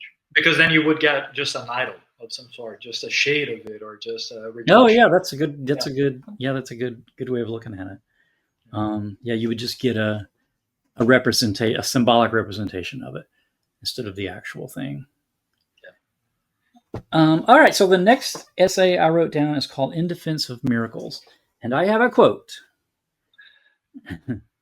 The believer in the actuality of miracles may lack a rational justification for his belief, but at least he is attuned to the depths of life, to transcendence, to the endless possibilities surrounding the world of facts. He is living a full life, existentially speaking.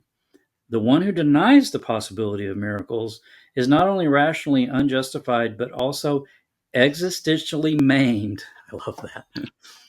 An immeasurably worse condition. Existentially maimed people who do not believe in miracles, according to this essay.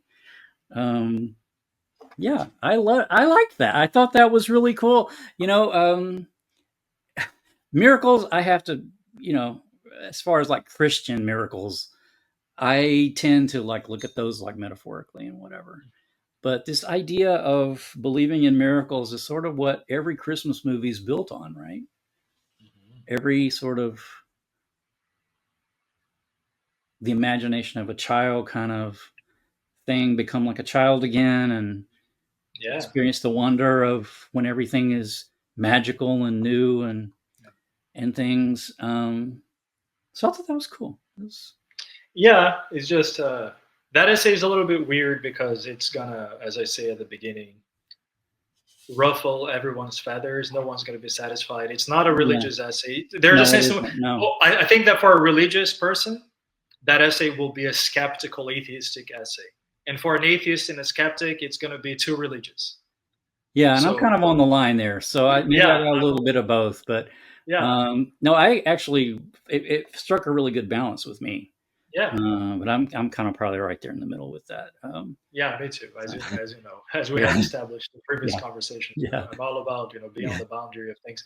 Um, yeah, that essay basically I defend belief, at least in the possibility of miracles, real belief in the possibility of actual miracles, Hmm.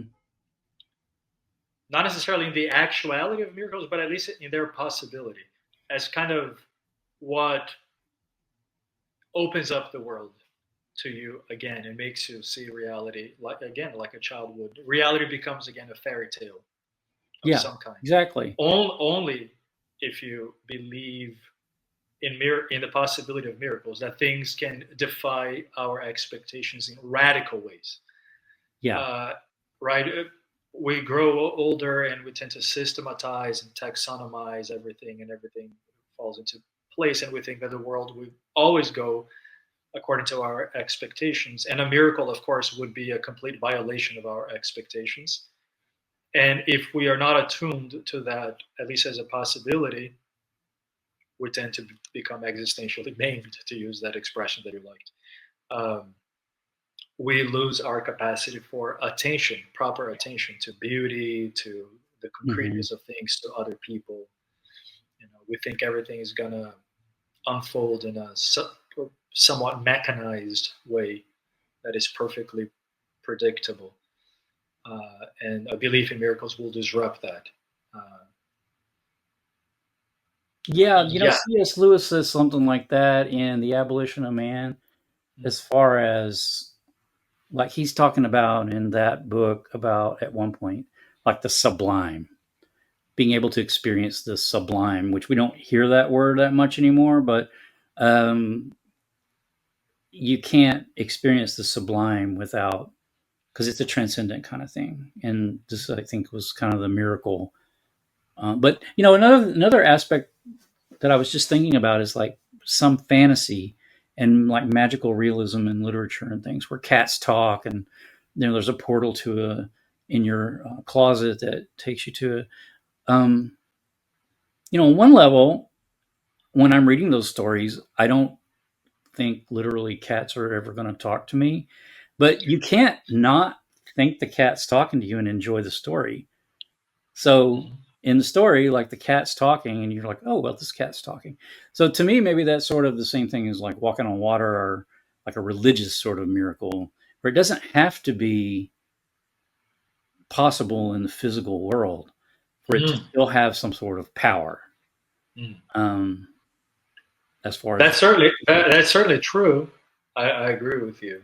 It can be more of a symbolic thing. Although in the essay, I defend the notion, I defend the possibility of miracles in the most pedestrian yeah, sense of in the the word. most literal It's way. actually physical. So, as a teaser to potential readers, let's say, to give an example, in the essay, I think actually successfully, rationally defend the notion that actually cats can talk.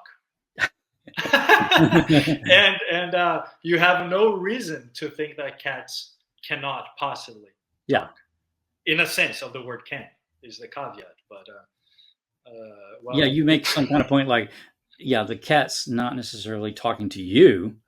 That doesn't mean they're not talking. yeah, Um, it sounds absurd, but cats cannot. Yeah, it's possible for a cat to talk in speech. Actually, is it ever actual? Different question. As I say, I don't happen to necessarily be a believer in the actuality of any miracle necessarily, but I am in the possibility of it. I don't discard the possibility. Um, and I just talk about the existential function of that attitude, as we already discussed. Uh, I liked writing that essay. Again, another essay that helped me through some clogs in my soul to reconcile certain things. We have all these beautiful religious tradition within the West, Christianity. Of course, we have other traditions we can draw from. Miracles are central to this tradition. mhm. We also um, live in the 21st century with a certain understanding of how the world works. Do we have to just throw it away as, oh, that's Christianity, all that's just stories, Bronze Age nonsense, right? Or do we believe it literally that it's all actual? Both positions seem a little unstable, and I try to tread kind of a middle position. that tries to synthesize both a little bit. Um, anyway, Yeah. just me working through my own stuff, Bill, as always. Well, there.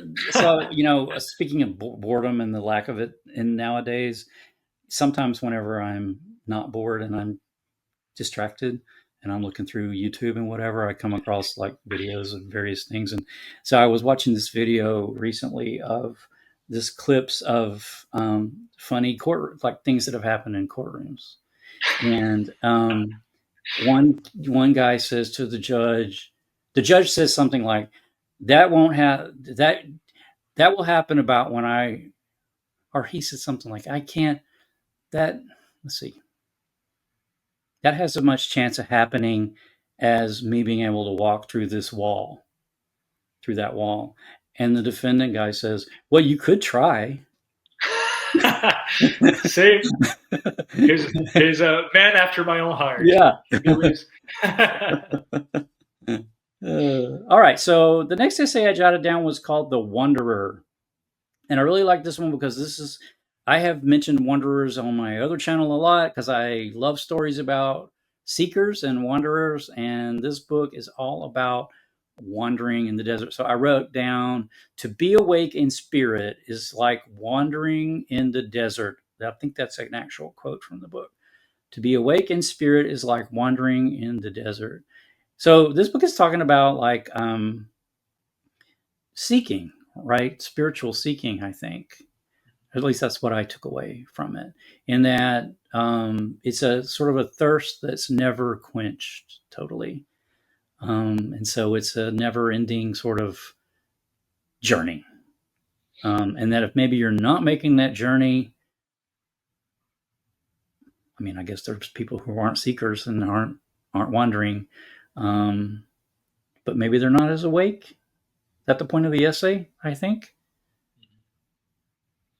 Yeah, it's again that I wrote that essay when I was going through some stuff and having a hard time reconciling different goals and different values in my life and wandering in the desert. I wrote that essay when I was in the desert Oh, wow. of the spirit, not an actual desert, but Okay.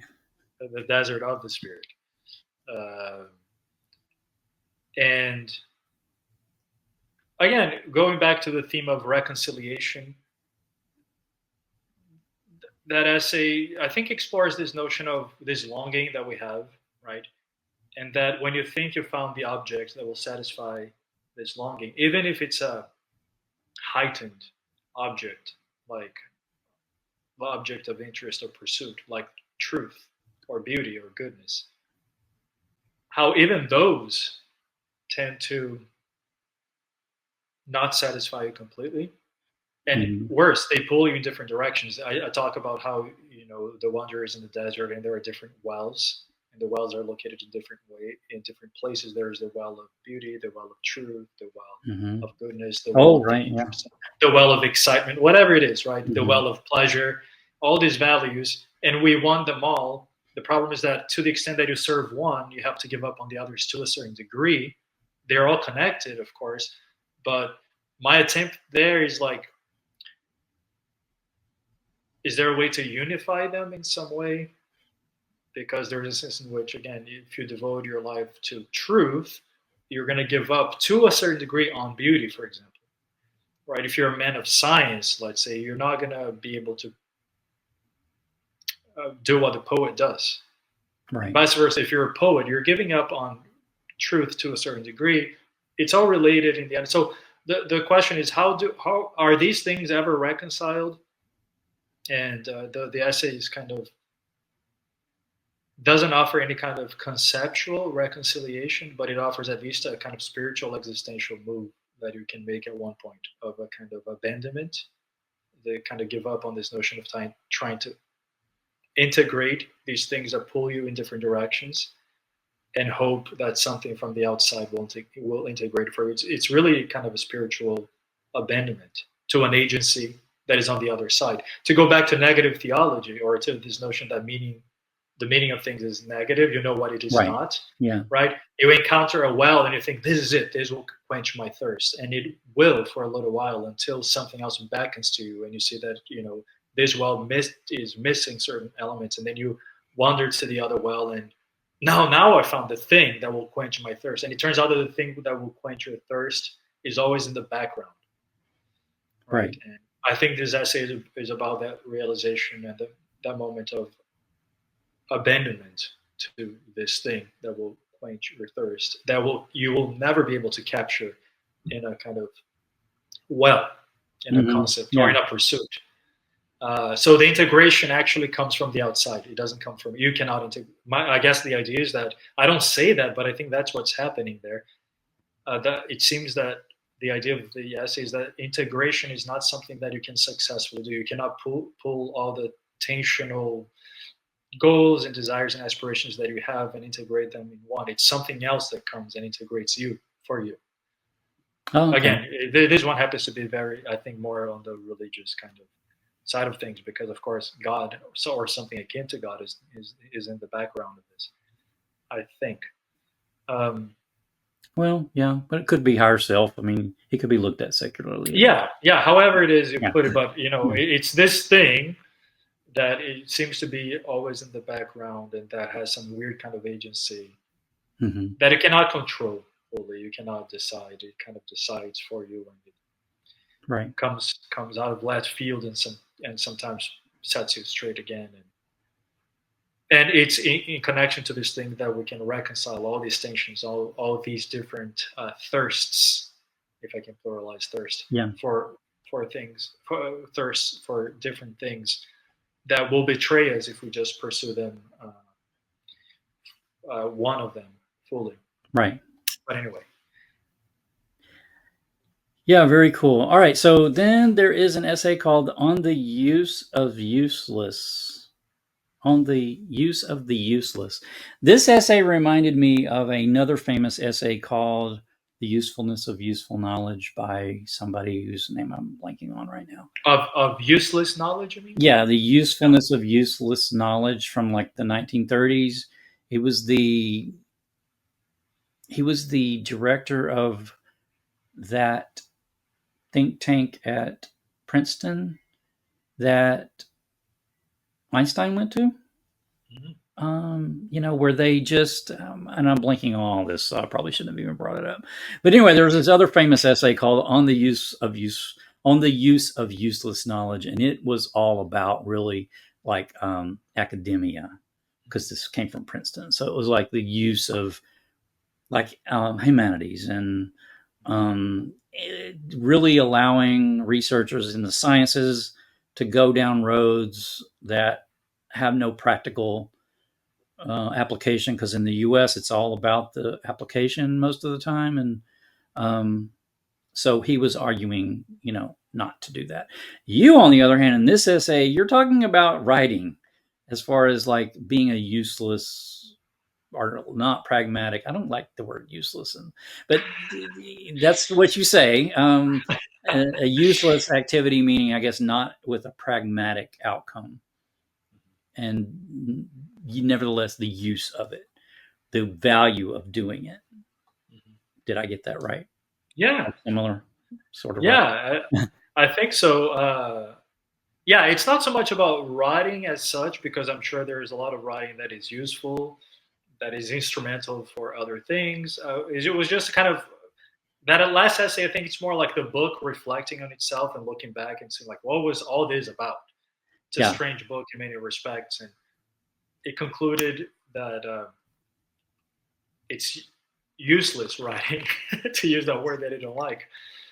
But what I try to do is again defend the value and the use is, strangely enough, paradoxically enough, going back to the theme of reversing things and upending expectations, of the instrumental value of the usefulness of uselessness. Oh, Um, right. right? Um, and I don't know the extent to which I was successful, but um, basically, I think the central idea is that the useless, even it is truly useless, And even if it lacks any kind of intrinsic value, it doesn't have any value in itself as an end. If you have a goal and the goal is not a goal to something else, right? Hmm.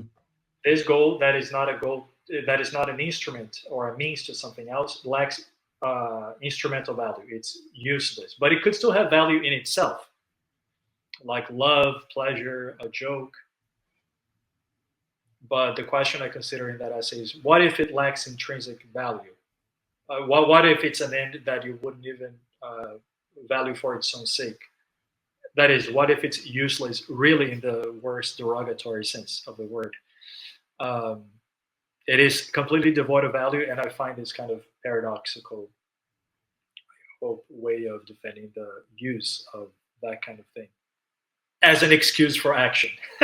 So the justification is in everything you did leading up to this nothing burger. That's where the value is, in the path, uh, but it's another strange one. It's a strange book, isn't it, Bill? No, it's great. It's because the well, it's as far as like just the book itself, as far as like having intrinsic value or having value.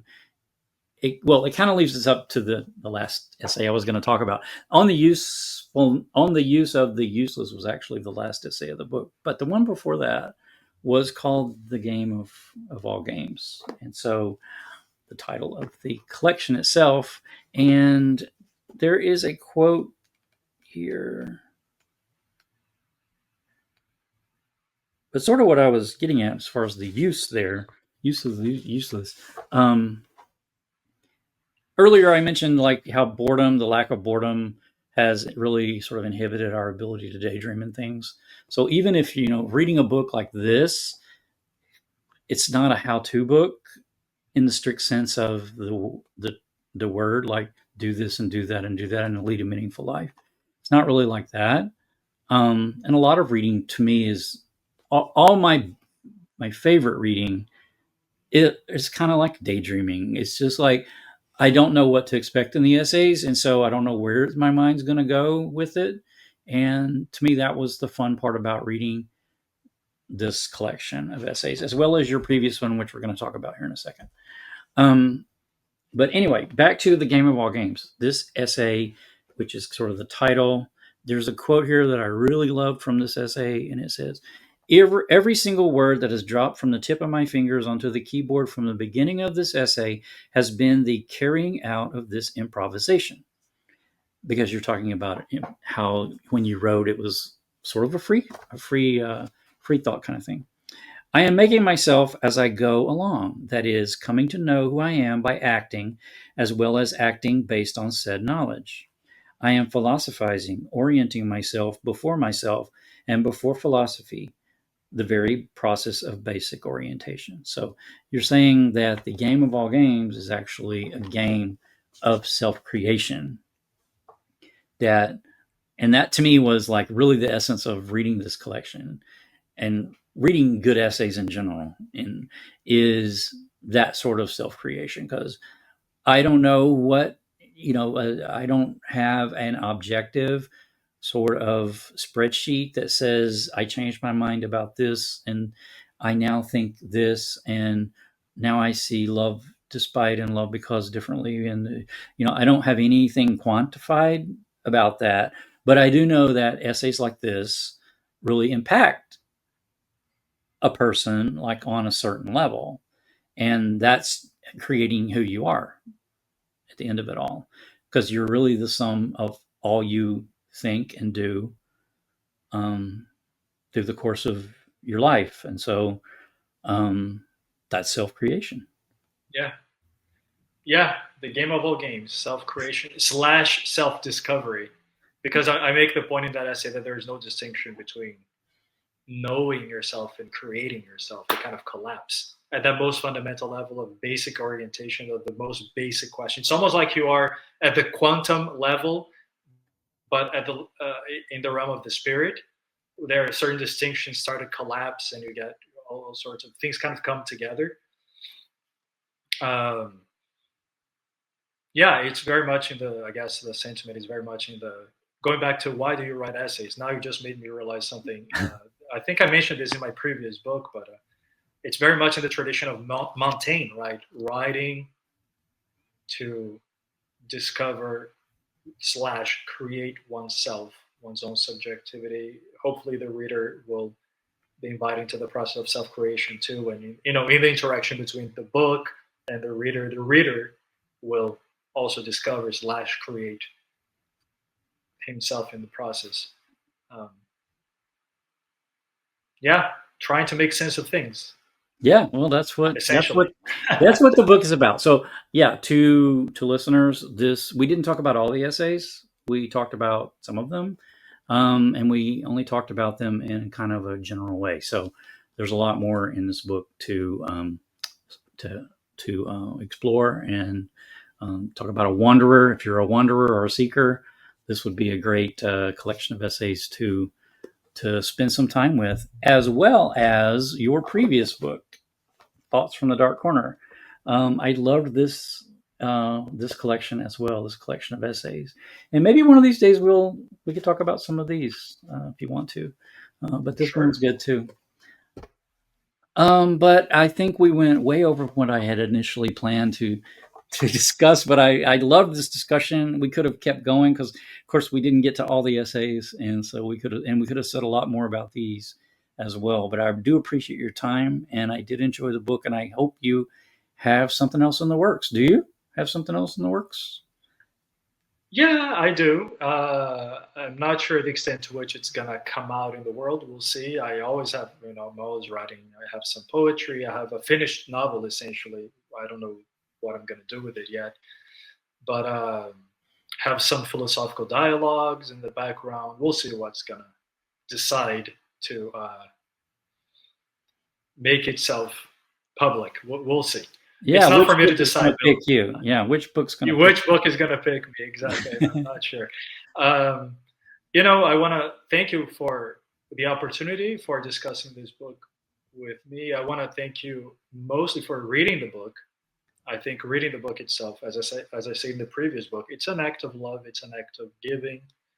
Um, I'm thankful. I want to almost like apologize for my inaptitude to talk about the book in this chat. Apologize to viewers because it's so hard to talk about these things properly. There is a reason why I wrote about them. To talk about them in kind of day-to-day language, there's a whole way of approaching these topics that I think can only be approached in a certain form. And I Mhm. don't think I did the essays justice in the way I talked about them here because Yeah, um, they really are I, conducive to reflection. And this kind of conversation, well, any conversation is not usually reflective because they're self-reflect or they were self-reflective to me. So um, that's missing from but a reader of the book would probably definitely have that experience as far as like more of a reflective experience. There's a lot to think about, and also, just because my mind went to whatever during the caricature essay or the boredom thing, uh, every reader would probably come away with the with different sort of insights and yeah, different sorts of I'm sure. things. I enjoyed the conversation tremendously. I enjoyed your reading of the essays and your questions and I guess what I was just saying that it's hard to put certain of these ideas kind of in a direct way that I can kind of summarize, but I feel kind of betrayed the book in a way in this chat to a certain degree. But hopefully, people will be enticed to read it and they will get something certainly more out of it than I was able to articulate here. I hope. Well, I think you did a good job. Well, we did the best we could. I think Yeah. we did. I think we did fine. But I can definitely endorse the book for definitely a lot of brain food there. So that's very readable as well. So it's not particularly dense. I think the essay on which one? The one of them I had to read a couple of times. Oh, the criticism is love letter. I had to read that one a couple of times, but the rest of them, and even that wasn't that dense. It's just that I just had to read it twice. So Yeah, I try to make it as palatable and as beautiful and yeah. as pleasurable for the reader as I can manage. But sometimes ideas get complicated, so I try my best. Hey, Well, I thank you again, appreciate Bill.